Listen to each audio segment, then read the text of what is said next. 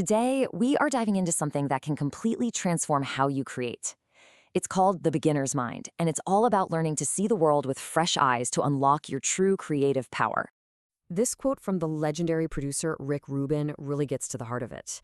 But this whole idea of the beginner's mind actually comes from two pretty different places: the calm, meditative world of Zen and the high energy world of making art. We're going to see how they fit together. All right, so let's break down the two main philosophies that really champion the state of not knowing. One comes from Shunryu Suzuki's classic Zen Mind, Beginner's Mind, and the other from Rick Rubin's book, The Creative Act. And this is where it gets really interesting. On one side, you've got the Zen approach. It's about meditation, finding stillness, and being grateful for things just as they are, what Suzuki calls nothing special. But then you have the artistic take from Rubin, which uses that same empty mind to do the exact opposite, to create something totally new, something extraordinary. But here is the absolute key. Even though they're aiming for different things, they both start at the exact same point. It all begins with a choice to drop the expert's mind, to let go of what you think you know, throw out the labels, and just see what's really there. This is the bedrock of the entire creative journey. So how do we actually use this mindset to make something? Well, it turns out there's a roadmap. The Creative Act lays out this really cool 4-part journey that can take any little idea from a tiny spark to a finished piece of work. So these are the 4 phases: seeds, experimentation, crafting, and completion. Think of it as a life cycle for any creative project. It's how we nurture an idea from its very beginning all the way to the finish line. Let's walk through each one. So first up is the seeds phase. Your only job here is to be curious. You're just gathering little thoughts, fragments, things you notice, anything.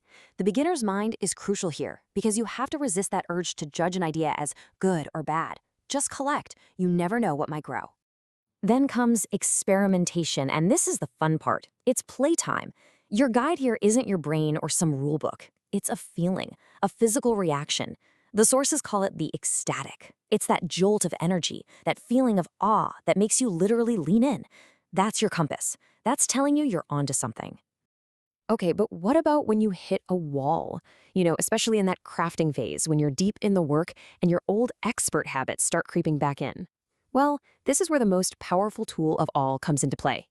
You bring in temporary rules. These are basically little games or constraints you set for yourself. The whole point is to intentionally limit your options, to force yourself out of your usual patterns and trick yourself back into that beginner's mind. And they can be super simple, like instead of your laptop, write on a legal pad. Try painting with your other hand. Shoot a whole project on your phone. These little changes force your brain to find new pathways and come up with solutions you'd never find otherwise. It completely shatters your creative autopilot. And get this, the goal here isn't even to make something better. It's to make something different. It's about the discovery. By setting these limits, you force yourself to learn something new. You master the rules, not just to follow them, but so you can see past them and break into something totally original. Now, of course, this whole journey isn't always smooth. Every single person who tries to make something runs into these internal roadblocks, these mental hurdles that can just stop you in your tracks. And they're so universal, right?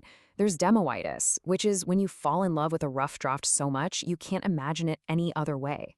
Then there's perfectionism, that killer belief that this one project has to be your life's masterpiece. And of course, papancha, which is just that endless nagging chatter from your inner critic. So what do?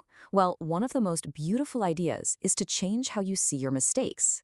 Think about the Japanese art of kintsugi.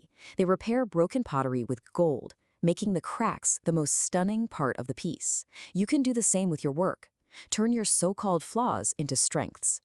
And for perfectionism, the best weapon is to just lower the stakes. It's such a simple but powerful mental shift. This isn't your masterpiece. It's just an experiment.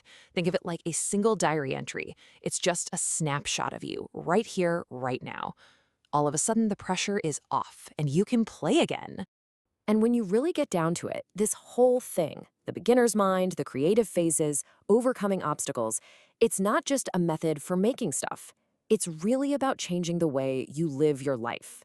Because the real work isn't the final painting or the finished song. It's about building a practice of being aware, of staying curious, and of letting go of the outcome. It's about making creativity a natural part of how you exist in the world. So that leaves us with one big question. What comfortable habit, what unspoken rule in your own life can you challenge today? Because breaking it might be the very thing that unlocks your next great idea.